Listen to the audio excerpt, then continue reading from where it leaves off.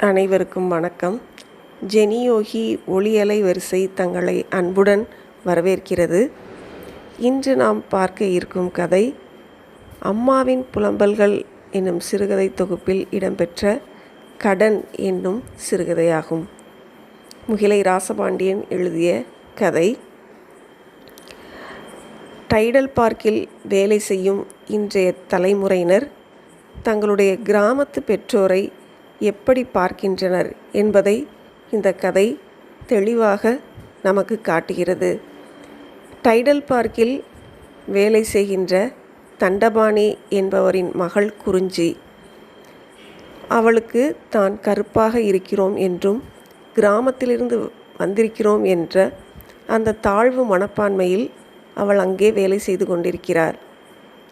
தன்னுடைய தந்தையாரை மற்றவர்கள் பார்த்தால் மிகவும் தாழ்வாக இருக்குமே என்று எண்ணி அவரை கம்பெனிக்கு வரவிடுவதே இல்லை.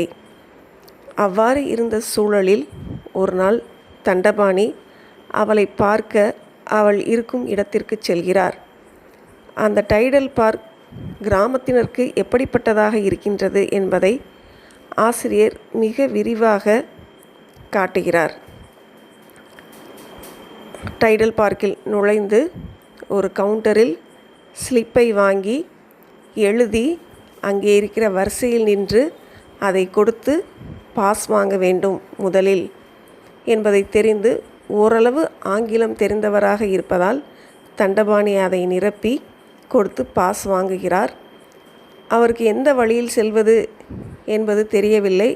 எல்லோரும் எந்த பக்கம் செல்கிறார்கள் என்பதை பார்த்து அவர்கள் செல்கின்ற பக்கமே செல்கிறார். பாஸை காட்டியவுடன் கதவு திறப்பது இதெல்லாம் அவருக்கு மிகவும் வியப்பாக இருக்கிறது. கையில் பாஸுடன் அடுத்த கதவுக்கு செல்கிறார். செக்யூரிட்டி அவரை ஒரு கண்ணாடி கதவை திறந்து உள்ளே அழைத்து செல்கிறார். அந்த கண்ணாடி கதவும் அந்த செக்யூரிட்டி ஒரு அட்டையை காட்டியவுடன் திறக்கிறது. உள்ளே ஒரு ஏசி அறை அவரை வரவேற்கிறது. அங்கே சென்று அமர்கிறார். ஒரு பெண் வந்து அவருக்கு பிளேட்டில் ஜூஸ் கொடுக்கிறார். அதை வாங்கி நடுக்கத்துடன் வாங்குகிறார். கீழே போட்டு விடுவோமோ என்ற பயத்துடன் வாங்குகிறார். வாங்கி குடித்து கொள்கிறார். கொஞ்ச நேரத்தில் தண்டபாணி என்ற வழுக்கிய ஆங்கிலத்தில் ஒரு பெண் அழைத்தால் அவரிடம் சென்றவுடன் விசிட்டர் அறைக்குள் அவரை அனுப்புகிறாள். எங்கோ பாதாளத்தில் அவரை தள்ளுவது போல் இருக்கிறது அந்த அறை. ஏற்கனவே இருந்த அறையை விட இங்கே ஏசி அதிகமாக இருக்கிறது. அறை இருட்டாக வேறு இருப்பதால் யாரையும் இடித்து விடக்கூடாது என்று அப்படியே நிற்கிறார். நல்ல வேளையாக அவரது மகள் குறிஞ்சியே வந்து அவரது கையை பிடித்து இழுத்து கொண்டு வேகமாக தனி அறைக்குள் செல்கிறாள். அழைத்து சென்ற வேகத்தில் இங்கே எதுக்குப்பா வந்தீங்க என்று கோபத்துடன் கேட்கிறாள். அதை கேட்டவுடன் தண்டபாணிக்கு உடல் நடுங்குகிறது. இதற்கு முன்பும் பலமுறை வந்திருக்கிறார். ஆனால் பக்கத்தில் இருக்கின்ற ஒரு ப்ரொஃபஸர் வீட்டுக்கு வருவார். அங்கே வந்து தகவல் அனுப்புவார். அவளும் வந்து அவருக்கு பணம் கொடுத்து சென்று விடுவார். இப்பொழுது வேட்டி ரப்பர் செருப்புடன் வந்திருக்கும் தண்டபாணியை பார்த்தவுடன் அவளுக்கு கோபமாக வருகிறது. இங்கே வேலை பார்க்கின்ற செக்யூரிட்டிகள் கூட மிகவும் மிடுக்காக இருப்பார்கள் என்று எப்படி அவரை தனது நண்பர்களுக்கு அறிமுகப்படுத்துவது என்று தனி அறைக்கு அழைத்து சென்று விடுகிறாள். கருப்பாக இருப்பதையும் கிராமத்தில் பிறந்ததையும் மறைப்பதற்காக அவள் படாத பாடு பட்டு வருகிறாள். அம்மாவுக்கு உடம்பு சரியில்லை, அதனால் பணம் தேவையாக இருந்துச்சு, நேரில் வந்துட்டு போயிடலாம்னு வந்தேம்மா என்று அவளிடம் கூறுகிறார்.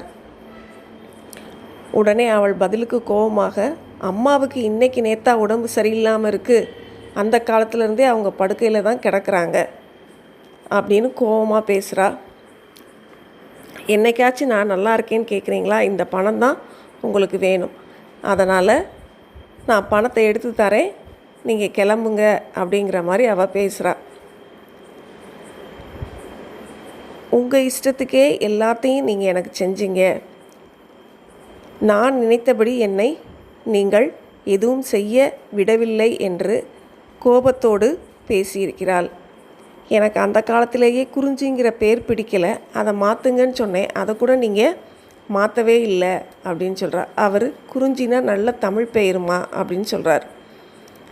இங்கே எல்லாமே இங்கிலீஷில் தான் இருக்குது, நீங்கள் ஏன் இப்படி தமிழ் பேராக இருக்கட்டும்னு சொல்லி நீங்கள் சொன்னதையே பிடிச்சிக்கிட்டு இருக்கீங்க அப்படின்னு சொல்லி வேண்டாத விருந்தாளியிடம் பேசுவது போல் பேசுகிறாள். இப்படி பேசுவதற்காகவா நாங்கள் உன்னை வாயை கட்டி வைத்த கட்டி படிக்க வச்சு இன்ஜினியர் ஆக்கணும் என்று கேட்கிறார். நான் உங்களுக்கு பணம் தரலன்னு சொல்லலை, அதுக்காக இப்படி வாயை கட்டி வைத்த கட்டின்னு ராகம் பாடாதீங்க. நீங்கள் வாயை கட்டினது வைத்த கட்டினது எல்லாம் எனக்கு தெரியும் என்று சொல்லி கோபமாக பேசுகிறாள். நீங்கள் கடன் வாங்கினீங்க பேங்க்கில், அதையும் இப்போ நான் தான் என் சம்பளத்திலேருந்து அடைச்சிக்கிட்டு வர்றேன் என்று சொல்லி உங்களுக்கு இப்போ பணம் தானே வேணும், இருங்க அப்படின்னு சொல்லிட்டு ஏடிஎம்க்கு பணம் எடுக்க போகிறாள். அவருக்கு பூமிக்கு கீழே கால் நழுவி செல்வது போல் இருக்கிறது. ஒரே மகள் பாசமாக வளர்த்ததையும் அவளுக்காக தனது சுகங்களை எல்லாம் மறந்ததையும் நினைத்து பார்க்கிறார். பெற்றவர்களுக்கு இருக்கும் பாசம் பிள்ளைகளுக்கு இருக்காதோ என்று நினைத்து பார்க்கிறார். தான் வந்தது மகளுக்கு ஒரு சங்கடமான சூழ்நிலையை ஏற்படுத்தியதோ என்று நினைத்து கொள்கிறார்.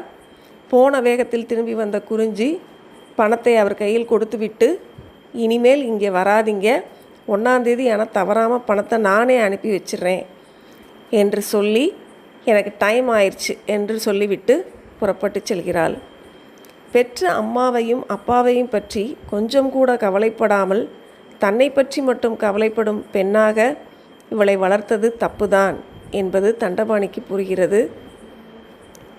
காலம் கடந்து புரிந்து என்ன ஆகப் போகிறது என நினைத்தபடி எழுகின்றார். அவர் கையில் இருந்த பணம் அவருக்கு பாறாங்கல்லை போல் கனத்தது.